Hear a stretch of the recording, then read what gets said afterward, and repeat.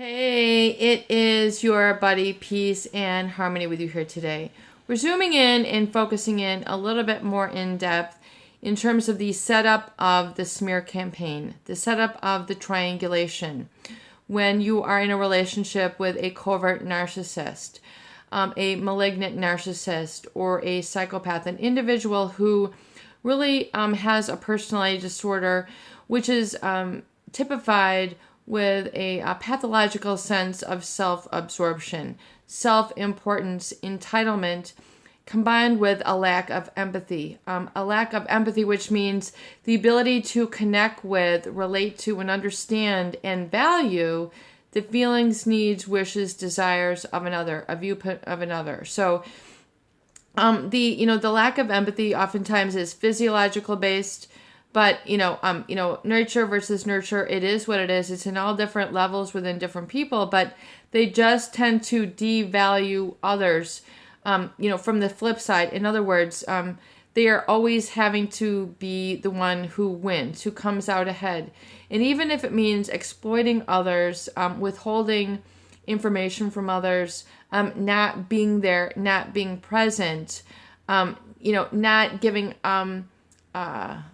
eye contact, not giving the ability to hear you out, using body language, which is disrespectful.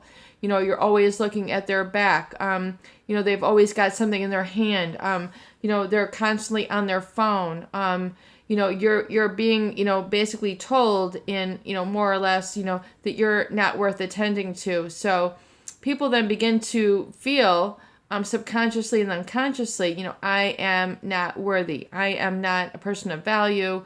And so people begin to, extinguish their valuation. And so they begin to work even harder, almost like a slot machine mentality. Like, if I just try a little bit harder, maybe I'll get the attention. Maybe I'll get the validation.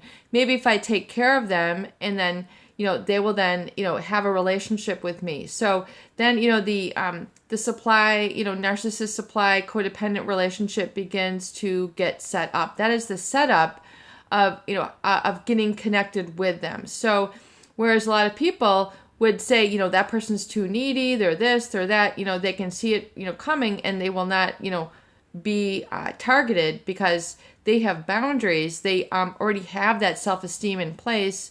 They already know their life purpose, and they're able to make decisions from that foundation. Those individuals who perhaps, never learned that they were lovable, that they were worthwhile, that they had talents and skills and gifts of their own to give and then to develop it and, exchange in the relationship or in the world at large, those people are often, going to be oftentimes, more of a setup or an easier target, an easier setup for, this type of relationship. And then, of course, the triangulation is built into this relationship from the beginning, meaning that, if once they get what they need from this person, it's easy for them to move pieces around, flying monkeys, pawns, whatever you want to call it. And the pawns doesn't have to necessarily be people. It can be, people, other relationships, family members, work, hobbies. They're going to begin to, use these outlets as a way to make you feel that, there is something wrong with you. The blame shifting starts, and that they are going to somehow devalue you in the process. That's part of their, dynamic. That's just part of how they connect with their supply. That's part of the experience of the supply that they have. It's already there from the beginning. It's already done. Even if you were supply for them, you could have been, a great spouse. You could have been a great sibling. You could have been a great employee. You could have been a great, boss, whatever it is, the relationship with your neighbor. But these people will, and also oftentimes with the covert narcissist, they'll keep their supply and keep quiet and just keep it going. But, the danger is that lurking underneath the surface is a whole different set of feelings, judgments, assertions, which it looks like they're valuing you, but they're, devaluing you. And, you never know when that is coming until that you see the triangulation, the smear campaign, the blackmail, the change of the will, the change of the tone, they're no longer available. This is all in a number of different ways where they're going to begin to set that up. And it can oftentimes be very cryptic, the way that they set it up. It can be very scary. It can be very heartbreaking. Some of the scary ways of being triangulated is, it's the old, if you're in a couple relationship, married or dating, it's the old, googly eyes over at so-and-so. It's looking at pornography. It's looking at, Facebook pages, Instagrams, people, in the other area of the restaurant, where they're just like tuned out of you and tuned on to another. They'll do strange things like make comments about that person while you're with them, salute them, keep looking over and acting disinterested, but yet they're with you. The triangulation can be, constantly just other situations like that. And then you will feel uncomfortable because they haven't given you that valuation from the beginning. So you're just like it's like an open wound that they can just kind of gouge in and then, proliferate, and then it's becoming a full-blown wound, and then you're walking around with a wound, and yet then you try harder in the relationship to try to heal it, and it's set up that way from the beginning with these types of people. So I want you to understand that it's nothing that you have done wrong. There is no shortcoming on your aspect. You are not losing a good man or a good woman, because they are doing this. It is just how they operate. They tend to juggle a number of different supply sources and have backup to the backup to the backup. I mean, that's just what they do. And definitely so in those people who have an insatiable need to control others, such as a narcissist does, or a psychopath. I mean, they will just, it is just business as usual. It's just how they live their life. It has nothing to do with you. You can be a fantastic daughter, girlfriend, wife. You can do everything under the sun for them. Do everything that they could dream and have requested above and beyond. You've gone over the top, and yet you're not receiving. And then furthermore, what's even more insidious is that you're not used to receiving. And then the social anxiety starts. The brainwashing starts. The gaslighting, you start to doubt, and then the CPSD, you fear, you begin to live life afraid. You're living in the dark. It's time to change the light bulbs. It's time to infuse light and see, however you want to describe it, the heaviness, the darkness, the fear, the terror, the unhappiness, the unfulfillment, whatever it is that was the cancer that plagued, that is part of the setup. And it was there already before you even entered into the relationship. It's just part of how, their relationships grow. It is just how it is. It's like saying, you have an acorn and you're like, oh my God, it's an acorn tree. It's an oak. I mean, you need to realize, if you have an apple seed, it's going to create an apple tree. If you have an acorn seed, it's going to create if you have an acorn seed, it's going to create an oak tree. There's nothing you can do to change, and it's not, you have watered it, you were basically water in the relationship, you kept it alive, but now it's time to take your water and give it to yourself, nourish yourself, get yourself hydrated and in the flow enough, and realize that it's time to pull back from these hurtful relationships. And the triangulation is meant to get you distracted, meant to have you to try harder, have you to doubt yourself more, have you become stifled and stunted, and then they can have the pleasure of the win, or look who is in control, look who has the power, look who is the better looking, the better contacts, the more money, the car, whatever it is that they're showboating. Realize that is just how they play. I mean, it's just like a 1-2 punch with them.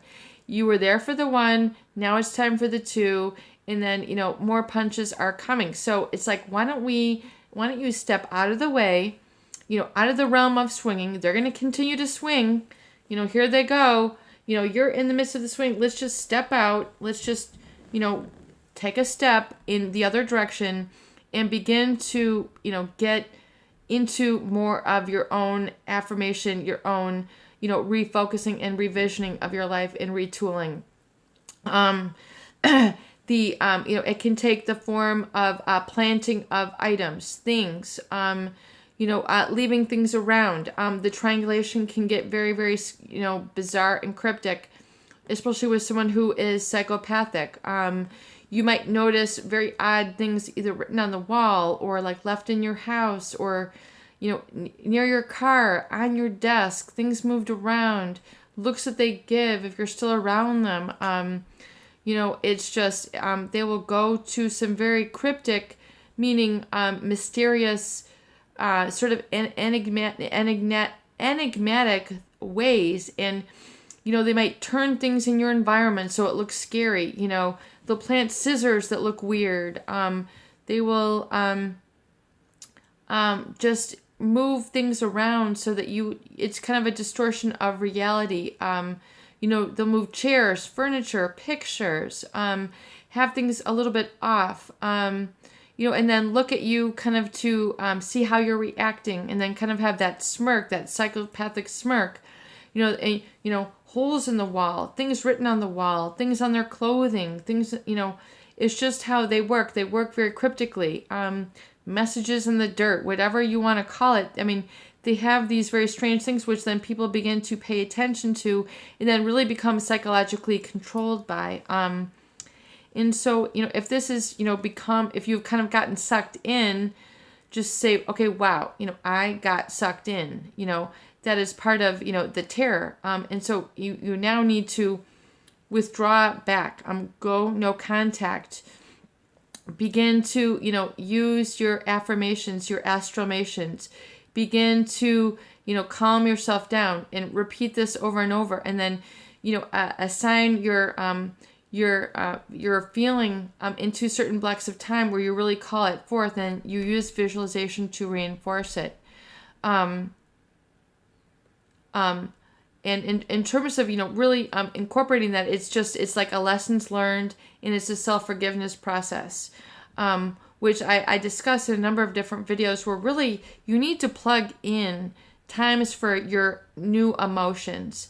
In terms of these blocks of times, I basically call these recovery dates, where you're taking your healed self out for 1 or 2 hours and then restoring that, and then following up on your I ams and your I wants and your I deserves, and you're, giving yourself a recovery gift is a sense of reinforcement to that, and getting sort of that new decision-making process fired up. So you're beginning to fire up in those directions. You're using, neuroplasticity to create new neural networks that will help you to feel in these new and empowered ways versus the fearful, traumatized, strangulated way. You realize that it has no power over you. It is the narcissist who just wants to control and disempower you so they can, basically look, and have your, create the jealousy, the envy. There's nothing to be jealous of. There's nothing to envy. It is just their showboating ways, which they want the attention in. They kind of, it feeds them their narcissistic supply. They feel validated by that, but once you stop and you begin to kind of separate. You get some space, you get some time, you get some conscious awareness, and then you begin to, see it for what it is, and it's not intrinsically invalidating to you anymore. It's just more, and it's not intrinsically disempowering anymore. It's not, instead it's, external to you, and then you become intrinsically validated by being able to see it for what it is and just call it for what it is. It's not disturbing. You don't assign this negative meaning which they had coaxed you into. It is a way for you to then see that that is just part of who they are. You were, entangled or ensnared, wiggle yourself out, pull your dignity and your I am from that, and begin to reinforce again those experiences with time and conscious awareness and physical focus, emotional focus, spiritual focus, and really follow that up with the written word, the image, the sound, and the internal talk, because your word is law. And once you begin those astralmations and those feeling appointments, and the positive orderly direction thinking, the pod thinking, versus identifying the nad thinking, which is part of the blueprint, which had, caused a lot of the emotions and thought process, which I call nad thinking, which led you back into the snare. The positive orderly direction is taking you out of the snare. And I'm really kind of coming up with a name which I'm calling those appointments. What can I think, I'm going to have to come up with a name for precisely these, where you're actually scheduling in feelings for your day. In other words, feel inspired, feel loved, feel safe, feel dignity, feel respect, and then behave according to these feelings, but then plugging in the feelings, surrounding yourself with the images, giving yourself your body a chance to pull forth those new neural networks and give a chance for the chemistry, the internal chemistry, to begin to kind of percolate in that direction. So especially for people who have been so crippled with like fibromyalgia, the chronic social anxiety, they have this fear which has been set up, these neurochemicals which have been set up to wire and fire in these negative ways. So we're giving your body a chance to call on these feelings through images, through sound, through feeling, through action, and through all of our senses. The taste, all of those areas need to reinforce, and then you reignite your sixth sense, which is the really most powerful place. It's the quantum field, it's the quantum energy of healing, which really begins to really alchemize everything together. It's kind of like the cosmic glue. It's the energy which you see, feel, and want, which has always been kind of right outside of your grasp, but then it's kind of coming into your being, and it's very exciting, wonderful, liberating place to be.